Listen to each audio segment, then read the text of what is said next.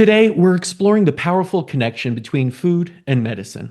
Our guest is a cancer researcher with a PhD in molecular biology whose research uncovered a compound found in high quality olive oil that can selectively target and destroy cancer cells. That discovery led her to found a company dedicated to sourcing some of the most potent olive oils in the world. This is the story of Kyoord with Dr. Limor Goren. Dr. Goren, so nice to see you. Hi, Casper. So great seeing you again. I first had the privilege of meeting you and getting to hear a little bit of your story in Fisher Island. We were just discussing, we were both there for a Documenting Hope event. But your story is really unique in that you're a cancer researcher that didn't do this immediately Yeah. after you went into college or anything like this. You did this later in life. So, can you talk about that and what brought you into cancer research? Oh, sure. Yeah, I guess I was already well seasoned by the time I made that career move. Um, I was always interested in science. That was always a passion of mine, kind of like self-taught reading science books. In fact, one of the books that really, I think, touched me and changed the way I think is about the discovery of DNA by Francis and Mm, Crick, The Double Helix, which is a yes. fantastic book if you haven't read it. And other kind of popular culture books about genetics and science and biological discoveries. And that's always something that triggered me. Now, I think at a time where most people go to college and thinking about things like that, I was busy being an entrepreneur and trying to reinvent the wheel. And I started other companies that have to do nothing with science. Um, but there came a point in my life when I was reevaluating my life and I was thinking like what's really important for me, what I want to do. And I realized I wanted to make a contribution and I wanted to use my intellect and my talents and helping others in this way. And I decided I wanted to try to find a cure for cancer. And to do that, I had to go to school. So I enrolled in an undergraduate program when I was 39, and I finished Mhm. it in a couple of years. And I went straight to do a PhD in molecular biology at Hunter University in New York City. Um, and I ended up in a cancer lab. So that's how I got there. And Yeah. I think, it's one of those industries everyone would love to find the cure for cancer. It's one of those things I think every child even could dream of, but it's also one of those that's very, I can imagine, bogged down in the business of it too, because a lot of cancer is really just focused on the oncology research, Mhm. whereas you went the natural route and looked at other things. What brought you from, let's say, a conventional oncological or cancer research where you're looking at chemo and other things to look at natural compounds like olive oil? That's a great question. So first, I want to say and add to what we already mentioned. Very fast you learn there's probably not a cure for cancer. There are many cures for different cancers because cancer is such a heterogeneous disease and it comes in many different forms. And what brought me to oleocanthal and olive oil and more the natural healing world is the fact that our lab was a lab that did cancer metabolics. So we were Mm, looking at cellular metabolism, the pathway within the cells that are in charge of regular metabolism as well as disrupted metabolism. And it's the same pathways that lead to diabetes, for example, or any kind of metabolic syndromes, also to coronary disease, but they can also lead to cancer. It's all, two sides of a scale. So there's a pathway in every cell. There's a big enzymatic complex called mTOR, mhm. mammalian target of rapamycin, which is a master regulator of the cellular metabolism that pushes cells either to stay quiet, not to do anything, or to divide and grow and expand. And of course, cancers often hijack this pathway. Uh, and a lot of approaches to treatment of cancer is how to stop mTOR from being overactivated. And in a way, that's how I got to oleocanthal because this molecule, when I was getting my PhD, was fairly newly discovered. And when you discover a new molecule, it comes from olive oil. I'll tell you a little bit more about it. But when you Yeah. discover a new molecule, researchers often say, okay, let's see what it does to cancer cells. And our job was to see what it does to cancer cells. And lo and behold, this molecule is very toxic to cancer cells and Mm. less toxic to, or hardly not toxic at all, to normal cells. So there's something in it. Now, it just happens to come from a natural product, like a lot of drugs do come from natural Mhm. products at the end of the day. Not all drugs are formulated in a lab. They're all, they're made by bacteria, they're made by plants, they're made by mollusks, by fungi. Different organisms make very strong, potent compounds that interact with different aspects of our cells. And oleocanthal is one of those. So oleocanthal is the ingredient in olive oil, in really good olive oil when you taste it that makes you cough. Mm. That's oleocanthal. It's It's got a that peppery kick, right? exactly it Yeah. irritate almost irritates or what it is. We have a taste bud or a channel that's located in the back of our throat that can actually recognize it. And Hmm. that recognition is that peppery sensation that sometimes make you cough. And Yeah. it's a very small molecule that only exists in olive oil. It does not exist in olives. Wow. So olives have the precursors of that, but only once you make olive oil you get that molecule. And not every olive oil has it the same amount of it, I would say. Every olive oil, Mhm. if you make it fresh, should have a little bit of that. But Yeah. depending on the variety of olives and how you make them, you can have more or less. Mm. Yeah, I think, one of the things that we have to jump into is this quality discussion, right? This idea of olive oil is not all the same. This Mhm. idea of how do we, know what the difference is. So I'd love to go into that because you had to search for olive oil that had high oleocanthal levels, correct? And in Correct. your like search, was it easy to identify some, or was it really this kind of targeted needle in a haystack of what is out there within the olive oil industry? It's somewhere in between. At Okay. the beginning, I thought it's very simple. I'll just go to the supermarket and I'll buy Yeah. some, extra virgin olive oil. I'll try, the most expensive extra virgin olive oil, but that wasn't always the case. Hmm. What I did find was that I can normally tell the olive oils again by the taste, by the bite. If they have a strong peppery flavor, they normally have more of the oleocanthal, and that proven to be right when you measure it using acceptable methods, for example, like NMR. But I started collecting dozens and dozens of olive oils from all over the world in different qualities and price ranges. And before I even measured how much oleocanthal they have, I didn't want to be biased by that. I designed a very simple assay and I just delivered them to cancer cells. And I just saw whether the olive oil had any effect, any measurable effect on the survival of the cancer cells. And what I found was that the more the olive oil was toxic, I would say, to cancer cells, the more cell death it caused. Later on, when I analyzed those olive oils in the lab, those are the oils that had more oleocanthal. And the relationship was pretty linear. Mm-hmm. So that was a real breakthrough finding. And as it happens, the highest oleocanthal olive oil I found came from Greece. Okay. That was where you started to build on the idea of Kyoord, which is not cured in the Cured. This we're talking about your company Kyoord, which is a Right. play on that. So you identified this place in Greece, and then you started to actually manufacture this type of olive oil high in the oleocanthal as cured. Was that the story there?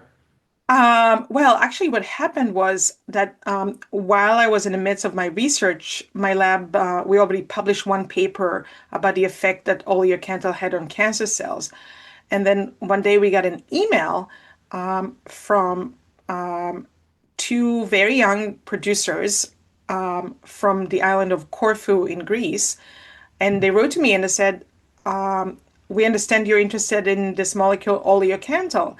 And our oil was just assessed or was measured by the University of Athens, and they found that it has the highest level of oleocanthal ever found at that Wow. time. Would you be interested in trying it and using it in your research? A bit serendipitous. I was like, duh, yeah, of course. Yeah. And that's what started it. And later on, when I decided to leave academia and do something more in a private sector and really take that message to the world at while because I wanted the message to be out there in a more meaningful way than just publishing papers that not everybody might read. I contacted these two brothers that had an olive mill in Corfu, and I offered them to be their exclusive distributor and to start selling their olive oils. And um, that's how I created the brand Kyoord. And they started making olive oil exclusively for me. And that olive oil, again, whether it's good or better or worse, for me, it's very empirical. It's not subjective Right. at all. I measure it. We measure every batch. We measure the level of oleocanthal and other important molecules called polyphenols that are in the olive oil. Because oleocanthal is only one of them, but there are a few other Hmm. that are also really important. They're all oleocanthal is anti-inflammatory. Other molecules are antioxidants. So that combination is really important. Were you able to kind of reverse engineer because these brothers were already making it, and so they found out, hey, we've got this massive amount of oleocanthal in ours. What Mhm. is it about the? I'm sure it's multiple things, but I'd love to hear it from you. Is it about the region, the process they're doing, the type of olives? What is it that made it so rich? It's everything you said plus one Okay. more factor. So I would say probably the most important thing is the variety of olives, um, Mm, because the olives contain the precursors, the building blocks that create oleocanthal during the olive oil making process, which is called the milling process. So the variety of olive is really important, but the second factor that's super important is the timing of the harvest. mm, So um, you really need to harvest the olives at a very early stage, and that's why good olive oils would often say early harvest. That is important when the olives are still green and unripe, because once you let the olives ripen on the trees, they start changing colors from green to purple to black. They're getting ripe. What happens is they might produce more olive oil, more yield, but the strength, the potency would go down. So in order to get really high potent, high concentration of polyphenols and oleocanthal, you need to harvest early. mm. And the trade-off is that you give up yield. You give up, the amount of olive oil you get. Right. The other thing you have to do is during that milling process of turning the olives from into olive oil, the heart of that process is called malaxation. Is after you crush the olives, you make a paste, and they kind of brew. For Yeah. that would be the best analogy. For a few minutes, about 15 to 30 minutes, and again, that time is it 15 minutes? Is it 25 minutes? And what exact temperature is very instrumental to achieving very high level of polyphenols and oleocanthal. Now, every extra virgin olive oil is what we call cold press, which Mhm. means you don't heat it to a high temperature because you could heat the olive paste to a high temperature and again, you get better yield. But in order to maintain all the good flavor characteristics as well as the health characteristics of olive oil, you don't want to heat it too much. And that's what's called cold press. It doesn't mean it's being cooled or anything, it's just not hot. But the exact temperature, as there's a lot of papers about it that tells you like, whether it should be like 22 degrees Celsius, 23 degrees Celsius, 23 and a half. So we play with that and we test every batch. And because the oleocanthal is made in enzymatic reactions inside the cells. So as you probably remember from your biology, enzymes work best at particular temperature ranges. So we're trying to hit that range. It's amazing because this is an art form of creating olive oil, right? Oh, What you're talking about absolutely. here, there's no singular kind of standard operating procedure for greatest yield that's going to give you the best product. And what I've Yeah. noticed in any sort of natural therapeutic product, you have to be a little bit artistic and have a craft to making it. Because those that go through the process of just mass producing and doing it as cheaply as possible will never get the results. And I've worked with a lot of great companies in the past that have done natural remedies and everything, and it's wonderful to see their labs be this altar almost to what the end product is, and to do it in such a way that there is a true skill to making it. And that's what it sounds like here. These brothers have created this skill. You've tapped into it with the science and kind of said it's through this art that the science now shows is the best way to go about it. Absolutely. And even more than that, it's not that they Yeah. created the skill, I would say they maybe rediscovered it. Mm, Because as you know, olive oil has been something that's been made in our civilization for like there's documents of olive meals from 6,000 years ago. So for many, many years. Um, I think the problem was when it became too much of a commodity and commercialized, and producers, probably started like, around the 60s, the 70s with how agriculture became much more industrial. Everybody were looking for shortcuts to increase yield, to cut cost, and we lost some of those. What I found out, because I visited hundreds of olive mills and well, maybe not hundreds, but dozens of olive mills in different olive oil regions around the world, is that even if they're making a very industrial product or mass market, they always save the first few pressings, like at the beginning, the first few days of the harvest for themselves, for the family. hmm, And they don't sell that. they know. Why? It's because they know way before Yep. science told them, they knew. So if you have a cold, or if you have, God forbid, cancer, oh, you take a shot of that olive oil that like your grandparents made from the first day, the one they're not selling, the one that's only for the family. And you see that in Greece, you see that in Spain, you see that in Italy, you see that everywhere where they make olive oils. They knew that. They always knew that. They just didn't have the explanation why. And now Yeah. science can tell us why. But you're telling us why now with the science. And to go Yes. into it a little bit more, because I'm sure there are some people who aren't scientists but want to know more about the science. Okay, this is, you could say it's something it's doing with cancer. Can you go into the mechanics and maybe the biochemistry of how Mhm. olive oil, ingesting it even to say, is an anti-cancerous property? Sure. So let me start by saying that before, again, we are even aware of the mechanistics, there's a lot of evidence, like a very large body of work that correlates. And again, correlation is not causation. And We we know that. always have to say that, especially when we talk Yes. about wellness, because people Yep. conflate different things. But there was always correlation between consumption of olive oil and longer lifespan, less disease, especially, certain types, heart disease, neurodegeneration, cancer. Um, and there was never the causation. We didn't understand why. And only in the last, I would say, 15, 20 years, there have been studies that really try to find the mechanism and show a particular causation. And it probably works in more than one mechanism.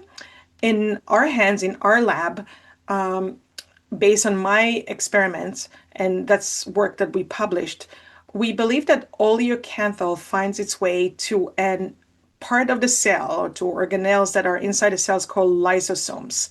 And lysosomes, if anybody remembers from their high school biology, we always refer to them as those recycling center of the cells. Mm. Well, they're very important membrane bound sacs that are in each and every one of our cells. And they have multifunctions. They're really important for everything, indeed for recycling nutrients as well. And what we saw that's happening is that the oleocanthal somehow gets into the lysosome and kind of poke holes in the lysosome, make them leaky, make them non-functional. So you would say, oh, well, then that's not good for any cell, right? The thing is, it's all relative. Cancer cells are very reliant on lysosomes, especially in early stages, because those lysosomes recycle nutrients, they create nutrients. Cancer tumors that are not vascularized yet, they don't have blood vessels feeding them yet. They need those lysosomes much more than healthy cells. And if you are able to damage the lysosomes, the cancer cells don't stand a chance, whereas regular cells might be able to survive actually longer. So it's kind of the Achilles heel of a cancer cell. So that's, of Yeah. course, one theory. And that's in our hands, in our models, that's what we saw happening both in cells and also in animal models. There are a few other explanations.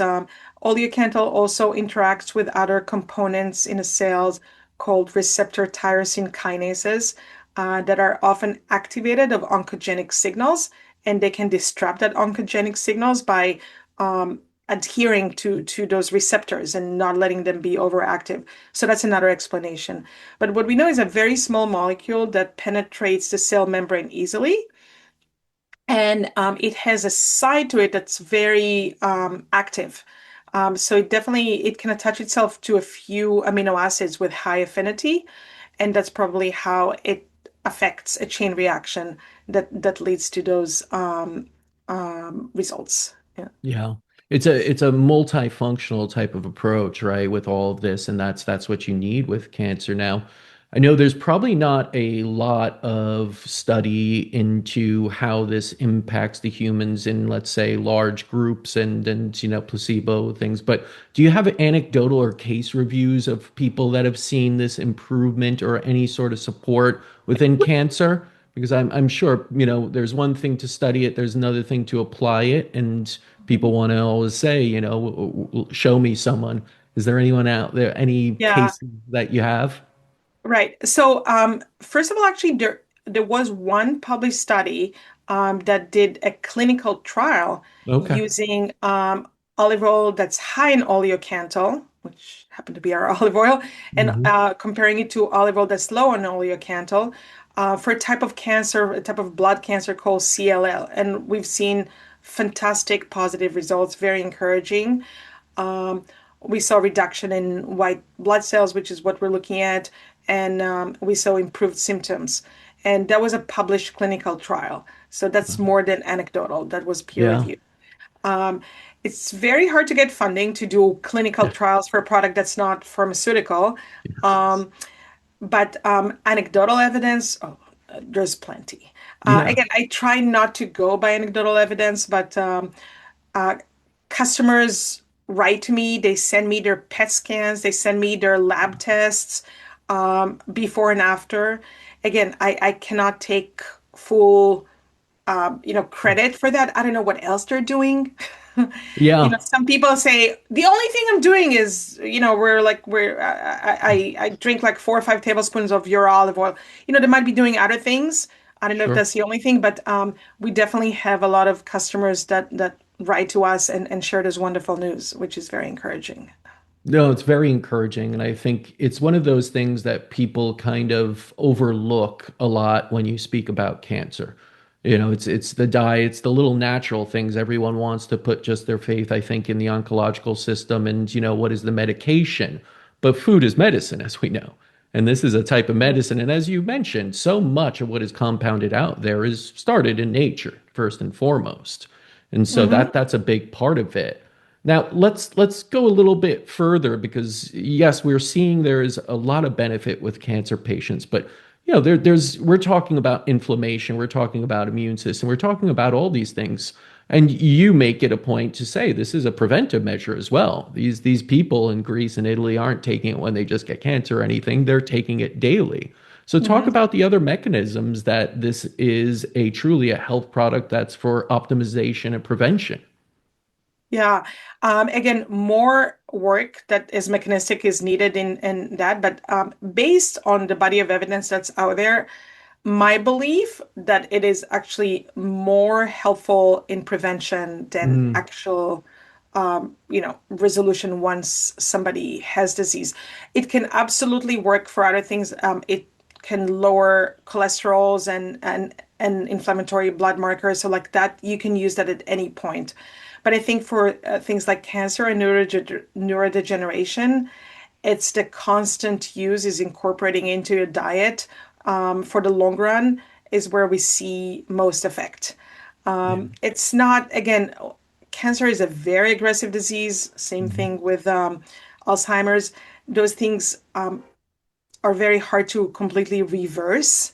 Um, But based again on the mechanistics, I can see why having enough of those polyphenols in your body, in your system, in your blood would prevent tumors from growing in the first place.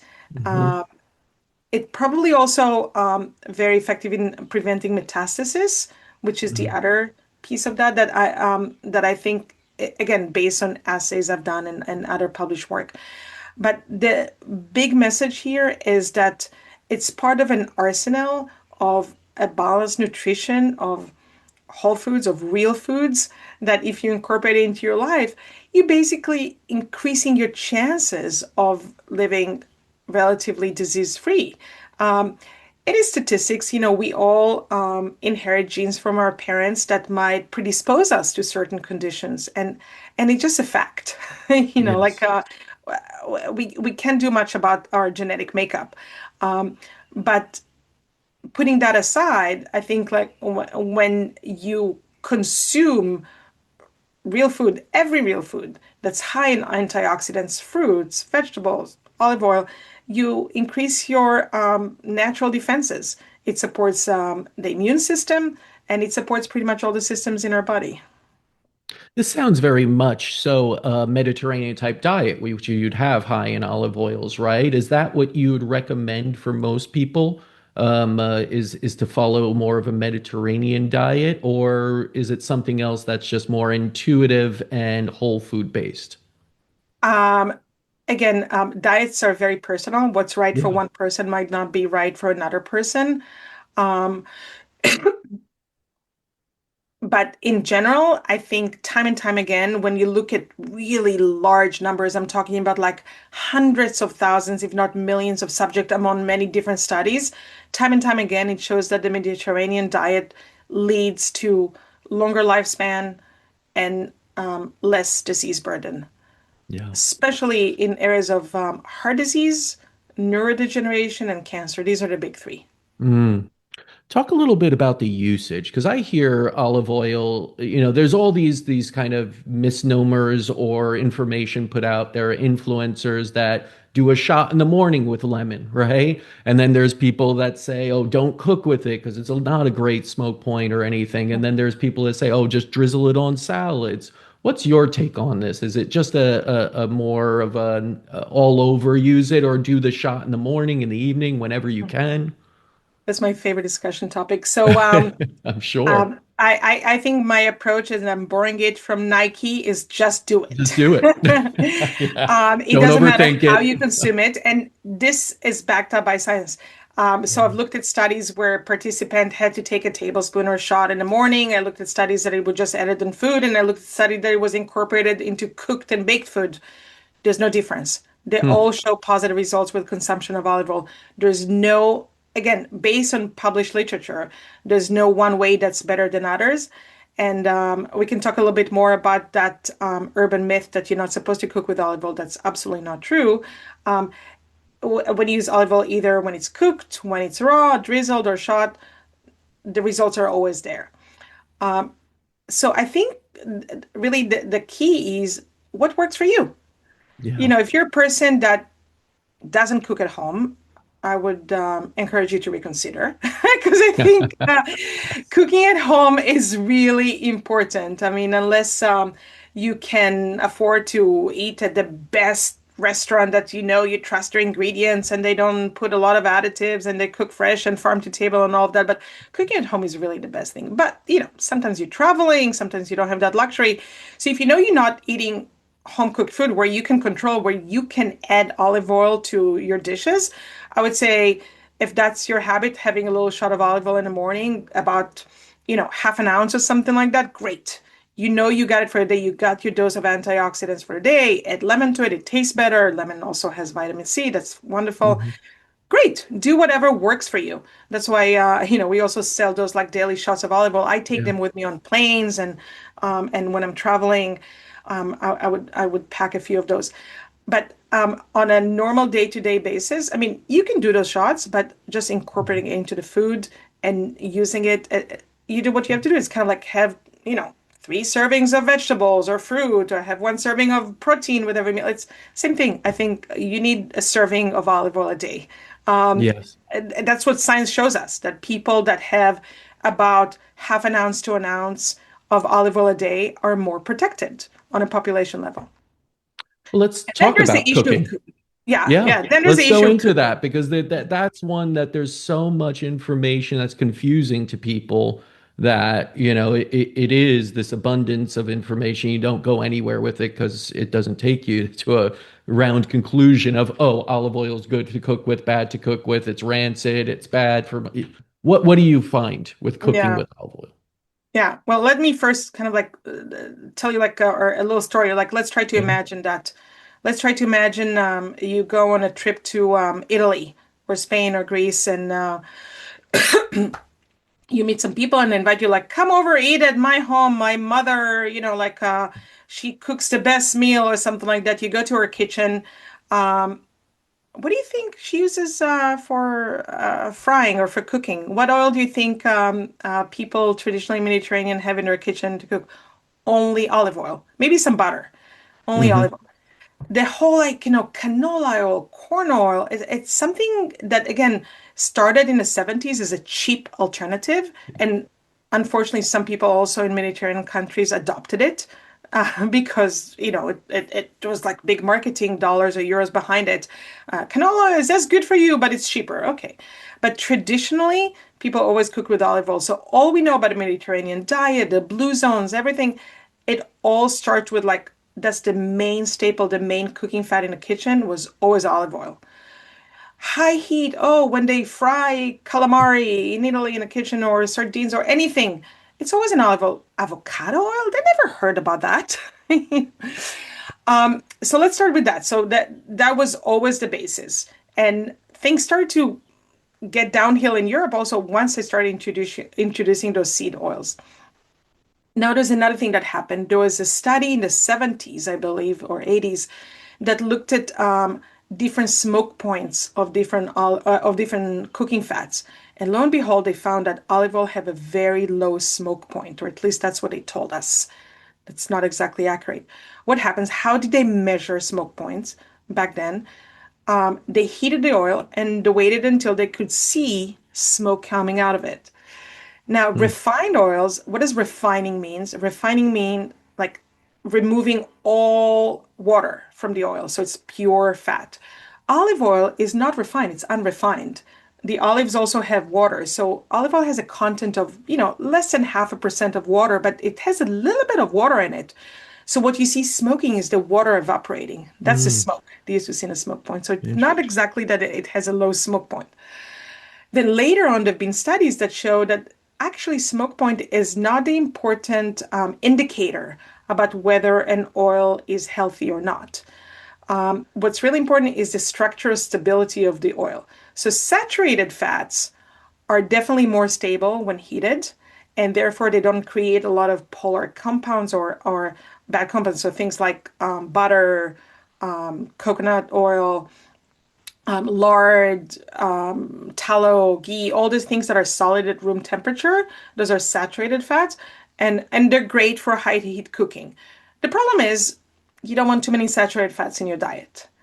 And then you have all these refined oils, so they don't smoke, they have high smoking points, but they really don't do well after heating. That's why, there's real dangers in reusing seed oils in commercial fryers in restaurants. Once you heat it and heat it again, you create a lot of polar compounds that triglycerides the components of the fat break, and they form new bonds and they form toxic compounds. Really, the only oil that's not a saturated, the only fat that's not a saturated fat and doesn't do that is olive oil. And that's Hmm. because it's kind of like a package deal. You have the fat, but then also you have those polyphenols, you have the antioxidants. So the fat that would otherwise oxidize and create those harmful compounds does not get oxidized because it has antioxidants. Hmm. So that's kind of the scientific, the chemical explanation why olive oil is really good for you when it's cooked. Yeah, that really cuts through a lot of that confusion because, again, so much is out there about how to cook and what to cook with.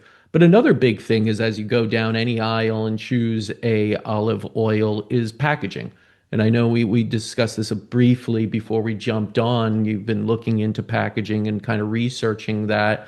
What stabilizes that? Because I've even heard things that you shouldn't use tuna and olive oil in tin cans because the BPA leaches and oxidizes. Mhm. And so there's a lot of, again, confusion Yeah. into what are you looking for in the packaging to keep it stable? Sure. So, luckily, there've been a lot of research into that, and there've been quite a few papers that looked at different packaging materials and procedures and storage conditions and sizes, and we have really good answers. So, you remember before when you asked me about what makes good olive oil, and I told you about the varieties of the olives and the process. I think the last important thing is what happens after you make the olive oil. So, Mhm. you have the olive oil in the mill. There are hundreds or thousands of mills around the world that have the best olive oil right there in the mill. The problem is by the time it gets to us, the consumers. And that's where the Yes, packaging and the storage conditions matter. right. So olive oil gradually would lose its potency. They have, right, it has the antioxidants, but they would get depleted after a while. So fresh olive oil is always the best. So the question is, how do we keep it fresh for a little longer? The enemies of the olive oil and a lot of food components are pretty much time, right? And oxidation. So what causes oxidation? It's time, light, heat. So you Mhm. want to protect your olive oil from and air, of There course, too, yeah. there's oxygen in the air. So once the olive oil is made, it needs to be stored in tanks that are completely impenetrable to air. We Mm. normally put like a little bit of nitrogen at the top of the tanks because it expels oxygen. Wow. And that's a standard procedure. And of course, those tanks are opaque. And then when you bottle it, studies show that there's really two, at least two tested materials that preserve the life of the olive oil and the phenolic content and the quality longest. And the two are glass and metal. Both of them are great. Plastic is a no-no. No. When we're talking about glass, it has to be dark enough that it blocks the light. So it can be a tinted glass or painted glass, but just not clear glass. Hmm. Again, you want to protect from light. But as far as the material, you're looking for inert material that would not interact with the olive oil. So glass and metal are absolutely the best. The other thing that's really important, I think sometimes people forget, is the size of the container. Because if you buy one of those like huge, jugs of olive oil, it doesn't matter if it's glass or metal, but that's the olive oil now you're going to use for the next 3 or 4 months. You keep opening it and pouring some, opening it, pouring some, you're introducing a lot of air and a lot of oxygen. The oil would get oxidized. And that's a recent study that just came out about a month ago show that really beautifully that the more air there is in your container, the faster the olive oil will oxidize. So our recommendation is always to purchase olive oil in containers that you can finish in about a month. Hmm. So if you or your family use a lot of olive oil and you can finish a large bottle in a month, great, buy that. But if you're only using it, sparingly, like get a smaller bottle, a smaller container, or again, pre-measured. That's why I like those like small daily shots that we have, Yeah. or that's why we sell olive oil in small bottles. Because if you have those large bottles, like eventually, yeah, it's going to be great when you open it, but it's just not going to be the same, a couple of months later. Absolutely. I think freshness is so important. A lot of times we shop for convenience, which is all right, I only want to buy this once a year because it's convenient and keep it there. But that's the antithesis of what quality is, of what, Hmm. the therapy is. And then you have rancid things and you wonder why what you eat is making you sick. Now, since I have a cancer researcher here, I have to ask you about cancer in general. And there's so many questions around what's really fueling cancer out there because we see this kind of explosion recently, and so many people are asking the question and getting different answers. I wanted to hear your thoughts on what you feel is the major driver of cancer rates today. Well, life is. Yeah. I mean, cancer is as unfortunately it's a natural part of life. I think the longer we live, the more we're susceptible to cancer. So I think there's really two answers.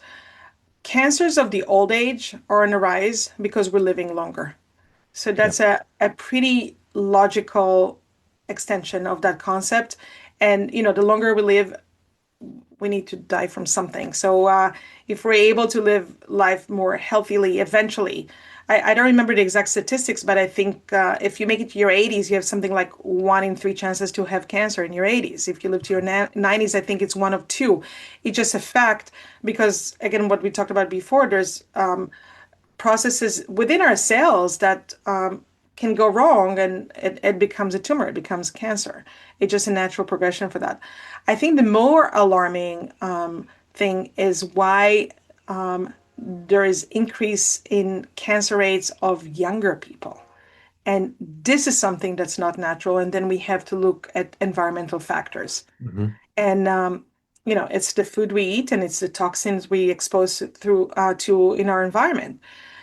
Unfortunately, there's like a huge gap, a huge delay. So like we use some industrial material or some pollutant, just like cigarettes, right? Yeah. How many years was it before it was like clear as day that cigarettes cause cancer from before the time that people were actually smoking it? Right. Cigarettes use was exploding in the 50s and 60s, and cancer rates were starting to rise around the 1970s.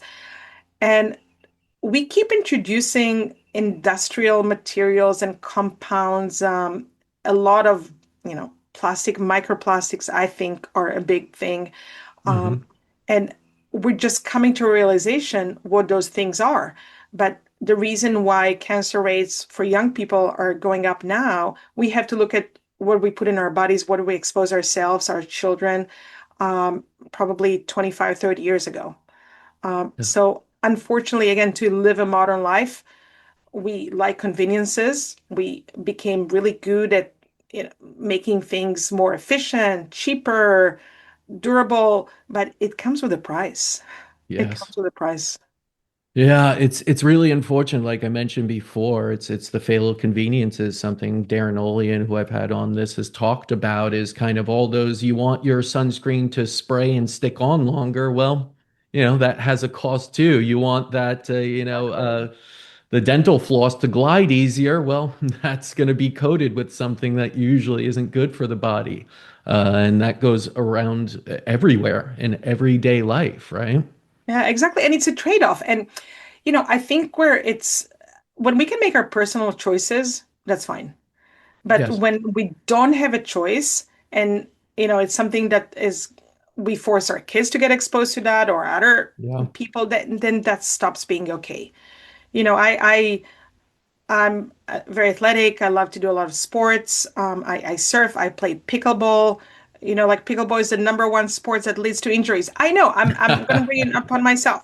I had a black eye Yeah. many times. I had like joint things, but it's my choice to do that. So I Yeah. know I'm doing something dangerous.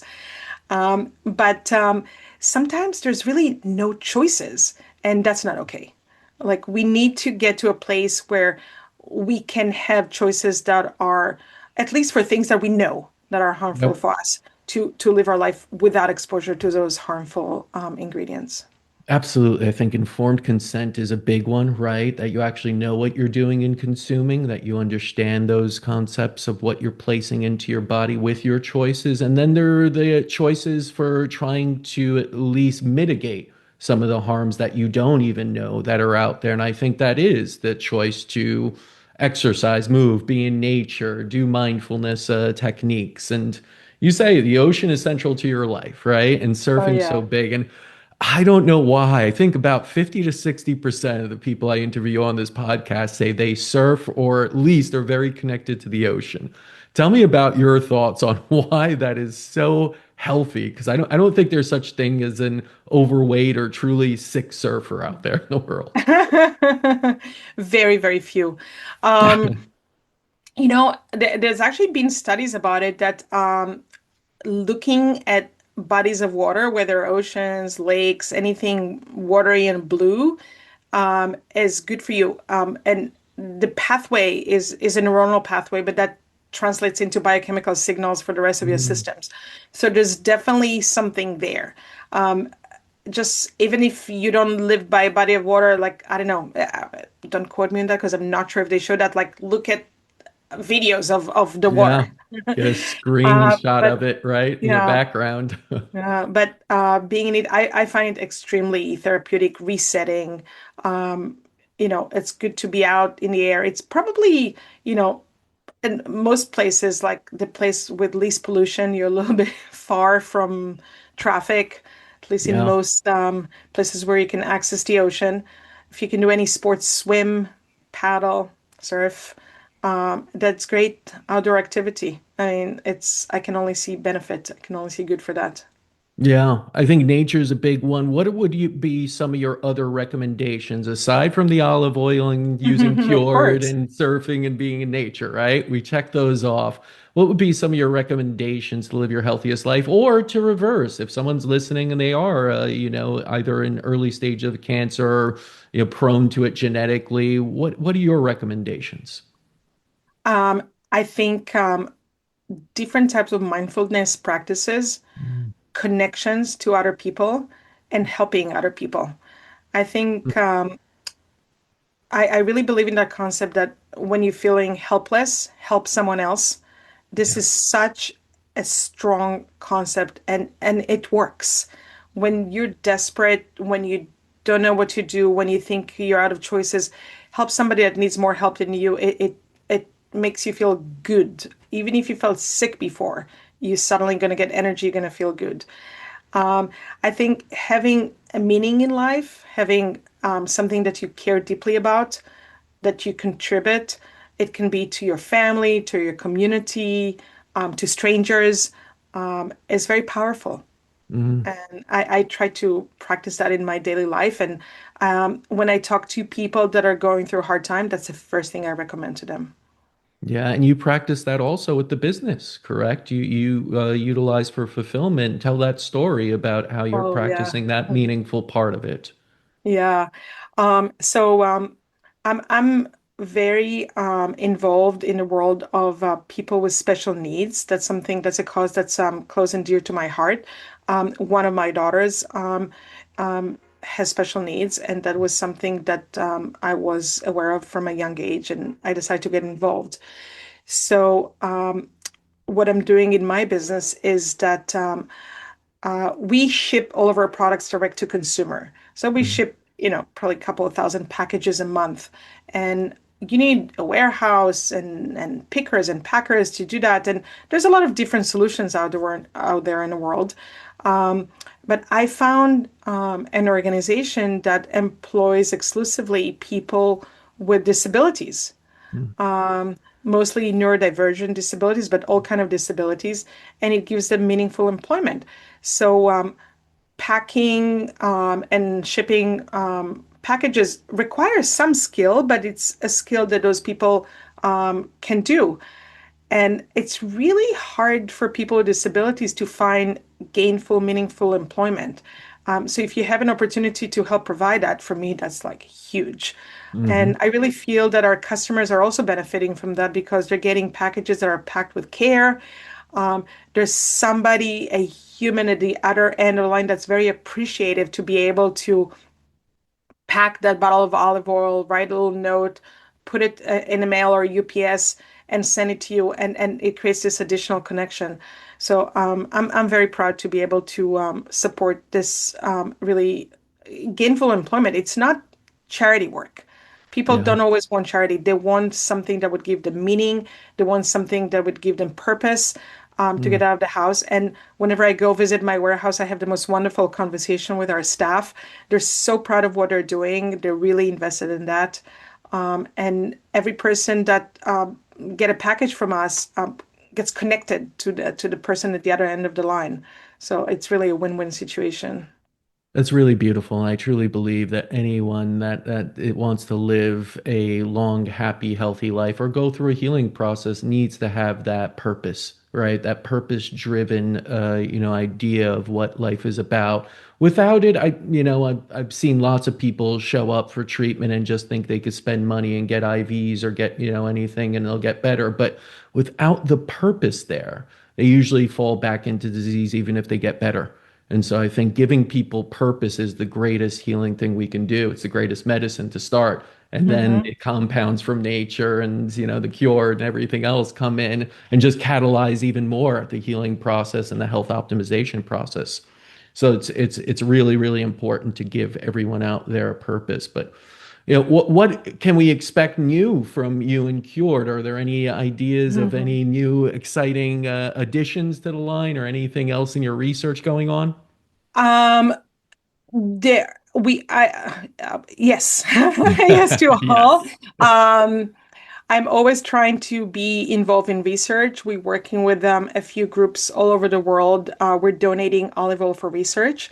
So Oh, labs, scientific labs around the world where they looking to do any work that has to do with olive oil, we try to be there and support them with donating olive oil for research.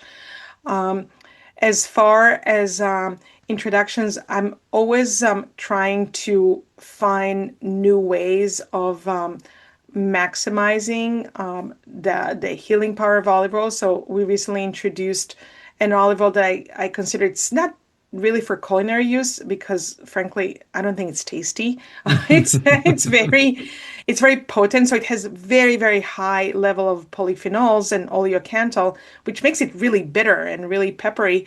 Um, but it's great for somebody who might want to consume a lot of it, but don't want mm, the calories or, like it's hard to use, like, let's say, a quarter cup of olive oil. That's quite a lot for one person. yeah. So that olive oil, you can only use a tablespoon or 2 tablespoons and you get as much from as you would get in a quarter cup. So I'm trying to get that even more concentrated. Mm, And we're working on that, and that could come soon. And the other thing is, we experimented a little bit with olive oil-based skincare. So that's oh, definitely I was going to something ask about that topical use. Yeah. I'm going to work on that. To be honest with you, and I'm going to say it right now, you can just take the good olive oil, just put it in your face, put it in your body. Yeah. A lot of our customers do that already. Um, I don't do that because I actually don't like to smell like olive oil. Okay. So, Fair enough. so I'm formulating like a very simple kind of like two ingredient formulation that would be mainly olive oil, but would cut off that olive oily smell. So you Yeah. can use it on your body, on your face freely and smell the way you want to smell. Yeah, no, it's super interesting the other uses of something that is therapeutic, right? And the body consumes it, right? Skin's just another Oh organ yeah. out there that you're kind of utilizing and all these things. So it sounds like there are still some exciting usages of these types of olive oils that you could continue to Hmm. research and go down that. So there's a lot more research to be done, I'm sure. Tell us more about where people could learn more about you, your work, and purchase Cured. Oh, sure.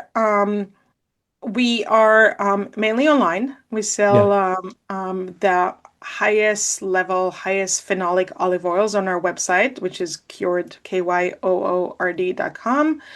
Also available on Amazon. And we partner with small boutique stores. We don't sell to large grocery stores. So there are a few, there's probably like a couple of dozen small boutique places around the country you can get it, but mostly through our website. Um, and I'm sorry, I forgot the other Just part of your connect with question. you, right? Your research. It's Oh, all sure, through there as yes. well, right? Yeah, On what I want to say Instagram and is yeah. that, as you notice, I'm a science nerd. So Yes. I like to write about it. And whenever I read a good peer-reviewed paper about nutrition, about wellness, about healthy living, I usually I like to write about it, kind of simplify it, write it in layman's terms, and explain the takeaways. So there's a probably a library of about like 50 of those articles I wrote. It's at cure.com/learn, so you can learn more. And of course, on Instagram and Yeah. No, I other love things. that idea of taking something that most people would find complex and not really appreciate and being able to put it in those layman terms and then apply it to your life because there's so much out there, valuable information that just gets lost. So Yeah. I applaud Some of your the efforts. biggest finding, the most like, wow, this is so cool, or like those papers with a title with like 15 words that you might only understand two of them. So, Right. Yeah.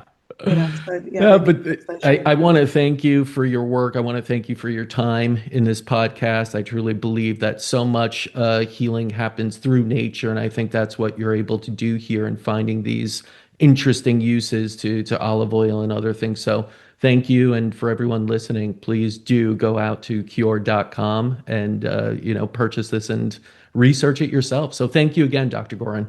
Thank you, Casper. It was a pleasure. And until next time, continue writing your own healing story.